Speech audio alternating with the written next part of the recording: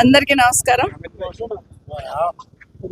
Jalpally forest park ని public ఉపయోగించుకోవడానికి కేసీఆర్ గారు గవర్నమెంట్ ఉన్నప్పుడు యూజ్ చేసుకోవడానికి పర్మిషన్ ఇవ్వడం జరిగింది.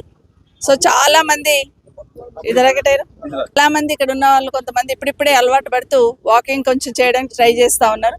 మా సోదరులు ప్రెస్ సోదరులందరూ కూడా వాకింగ్ ఉపయోగించుకుంటున్నాం, బాగా ఉంది, ఇంకా బాగా చేయండి మేడం అంటే ఇక్కడికి రావడం జరిగింది. డెఫినెట్గా ఈ పార్క్ని ఇంకా కొంత బ్యూటిఫికేషన్ చేసి ఇక్కడున్న జనాలకి ఉపయోగపడేటట్టు తప్పకుండా చేయడం జరుగుతుంది. గతంలో కేసీఆర్ గారు ఉన్నప్పుడు హైదరాబాద్ చుట్టుపక్కల ఫారెస్ట్ ల్యాండ్స్ అన్నీ కూడా సేఫ్ గార్డ్ చేశారు.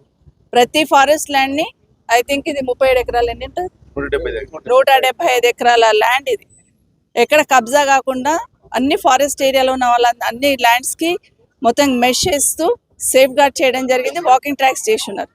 హైదరాబాద్ చుట్టుపక్కలనే దాదాపుగా 55 పార్కులు ఇట్లా చేసి ఇవ్వడం జరిగింది. దీనివల్ల పార్కులను సేఫ్ గార్డ్ చేయడం ఒకటైతే లోకల్లో ఉన్న పబ్లిక్ అర్బన్ పార్క్స్ అని క్రియేట్ చేస్తూ ఇవ్వడం జరుగుతుంది. ఎగ్జాంపుల్ మన పోలీస్ అకాడమీ దగ్గర ఒక అర్బన్ పార్క్ ఉంది. Every Sunday minimum 2000 members walking చేస్తూ ఉంటారు. సో అట్లాగే ఇది కూడా తప్పకుండా క్లీన్ చేసి నీట్గా పెడతాం, తప్పకుండా ఉపయోగించుకోవాలని కోరుతా ఉన్నాను. పిల్లలకి చిల్డ్రన్స్కి కూడా పెట్టడం జరిగింది.